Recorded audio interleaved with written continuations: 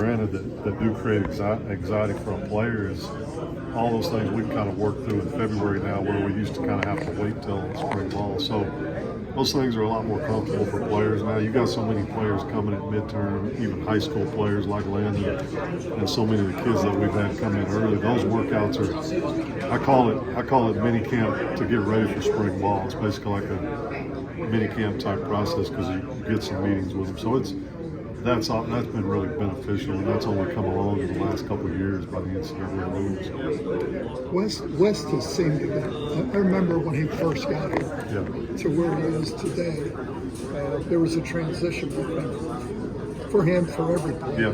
What was his like? How did he get to where he is now?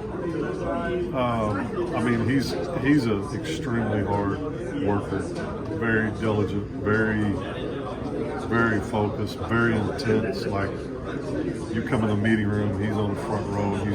He's a lot. He's asking questions, and then you go in the weight room, and his intensity in there. You go watch him in the drill work and tour of duties. I would best describe him as intense. To me, intense is just, what is your intent? And he has great intent all the time. He has an intent to learn, an intent to push himself to the highest level you can push yourself. And so, the unfortunate thing for him is these injuries have occurred for him that have kind of set him back in terms of getting on the field. But the great thing is, you go back to midway through last season, he stayed pretty healthy. He actually got some, he quickly earned some game reps just by how he practices. And, I think getting comfortable catching the football,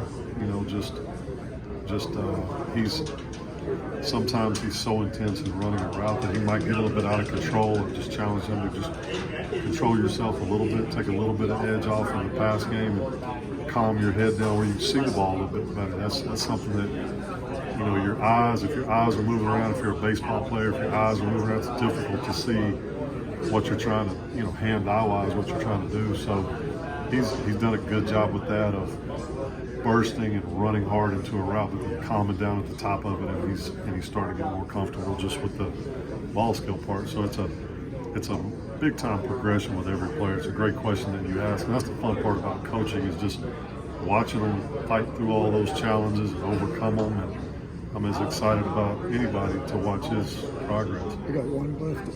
Jarrell Powers is somebody I don't know a lot about. Yeah. I've watched him practice, and physically, he looks like the right guy. Good looking kid, yeah. What can you tell us about him? He was a guy in high school that just played wide receiver. He was just a big wide receiver. They kind of got him off the basketball team, when he was younger, and never really played tight end. But it was during COVID. It was a little bit hard to get out and see those guys. You couldn't get out and see them at that time. So the first time we saw him was on his official visit in June when it first opened up. So, and we noticed, just like you did, he's got the body type and the frame, to play tight end. He runs well, but he's not quite top end fast enough to just be a receiver. So here's a guy, that you think you can develop into a guy that, he showed enough movement-wise and physicality-wise to say, okay, we think he can block. And he's shown that, like, he's not afraid to block. He's not afraid to put his hat in there and really try to cut a guy off and do the things you have to do. He's a good route runner. He's got good ball skills. He's got that burst. He's kind of, as he's gained weight, he's maintained that ability to run and have a burst. And now it's just, for a guy like that, his second spring's huge of just putting it all together. Because for him, and I mentioned Landon a while ago, who had played a lot of inline, played in the backfield, Jarrell had never done that. And that's a big transition for guys, just kind of learning the leverages and where do you want me to put my hat in the run game? Where do you want me to put my hands? Where are my eyes going? There's a lot to all that stuff that if you've never done it, and same with Brian, and so I think for Brian's a little bit the same, like this spring, like putting all that together now and go make those plays. Jarrell, physical development, getting stronger, when you're bodied and guys are bodying you and you're going to catch a ball, like, go make that play. Go, this strength that you've developed over the last couple of years, now let that show up. Same with Brian. Brian's one of the best lifters we have. Like, go play big. You know, those are the things that I think Jarrell's got to do in terms of his development, and there's no doubt in my mind he can. He's got a really good skill set. I'm excited about any guy to watch him this spring. I wanted to ask about Kyle. What do you think about his transition last year, going from D2 to the FBS level, and what does he kind of now need to improve on now that he's been here for a year? Yeah, his transition, Kyle's transition, you know, he transitioned about as well as a guy could. I think that's a big jump in competition. He just came in with a great approach, worked his tail off to learn the system and to learn the techniques that we teach that go with it. And really, as spring ball progressed in summer and the season, he really progressed well. And I was talking earlier about the championship game. If you go watch him in that game, he did a lot of inline blocking. His targets were really good. He was physical. He got on blocks. In the Georgia game, he did the same. You know, there's a lot of things that you can see that progression for him and his improvement throughout the season. The next step for him that I challenged him with is January, February. Get in there with Coach Storms and work as hard as you've ever worked to develop your lower body. Obviously your upper body too, and the whole thing, the core strength, but blocking power and being a dominant blocker comes from really your lower half. And you know, he responds to whatever you tell him. He's a very coachable guy, so he's worked extremely hard. And I think the next step for him is a little bit what I mentioned with Jarrell. Now, this strength, and Brian too, the strength that you've developed, this, you know, those Storms, they have a great process that they take them through. Now go apply that. You know, go apply that and be a dominant blocker. Be a guy that when the ball's in there, you're a dominant player, and the ball's yours, because we're not going to outrun a lot of guys. You know, we're going to be matched up in coverage and people running with us most of the time, and you got to go win one-on-one. So really for Kyle, it's that strength development that you've gotten this winter. Go apply that this spring. Let's see it. Let's see that show up and go from being a guy who transitioned well to this level to go dominate at this level. That's really the next step, and that's a step for a lot of these guys if we're going to be the team that we want to be. And so, because we've had some dominant players, you know, and we'll see those guys step up in that way. Kyle's a sinewy body type. He's what? Sinewy. I mean, he's a wire. Yeah, he is. And is he a guy that can gain lower body weight? Yeah, he actually did. He played at about 235 this fall, and he's about 242 right now. He's carrying about 7 or 8 pounds, and he's, you know, you've seen him. There's no fat on him. He is a lean. That's all lean muscle mass that he's pushed himself to work for, and you know, Jaden does a great job with our nutrition. Those guys get with her and really try to, hey, what do I need to be eating so it's the right stuff? And you know, he's carrying more weight. That'll be interesting too once you put on 7 or 8 pounds. Brian's the same way.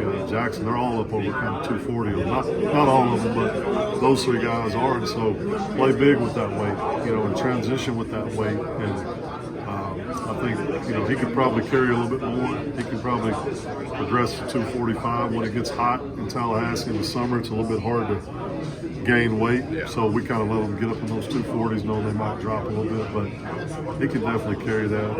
You know, I'm excited to see how that plays out for him in the spring. What weight do you like for the tight end today? It's really just where I really defer a lot of times to how they feel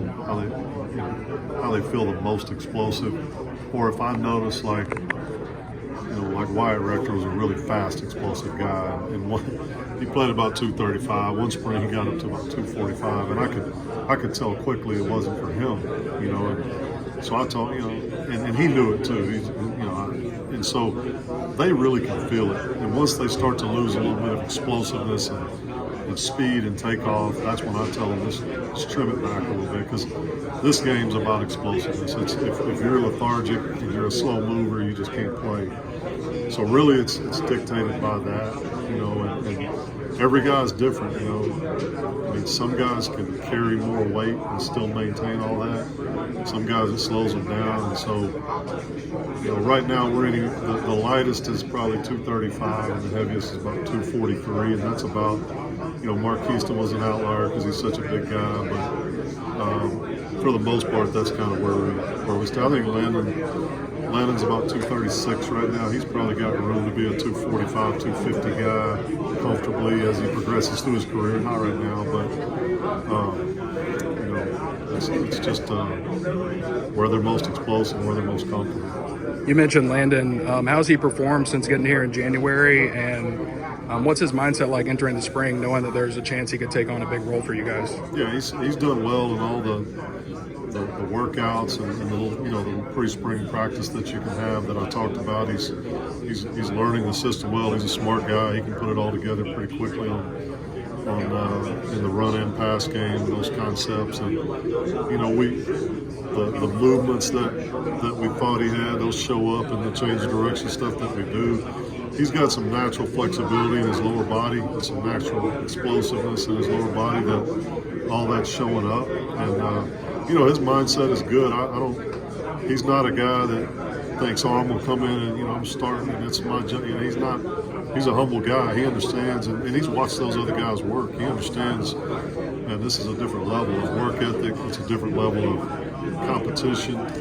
But I also think he has a quiet confidence about him that if I just do what I'm supposed to do and work hard, then if there's a role that I can help this, you know, that I can fill in this team and help this team win, I'll be able to do it. He's got a really good special team skill set. So, you know, all those guys have to find where they, you know, are they the starter and they don't play a lot of special teams, or are they, you know, the second guy and the third guy and they play a ton of special, you know, where is it? And that'll all sort out as we go, but I think his mindset's really good for where he's at.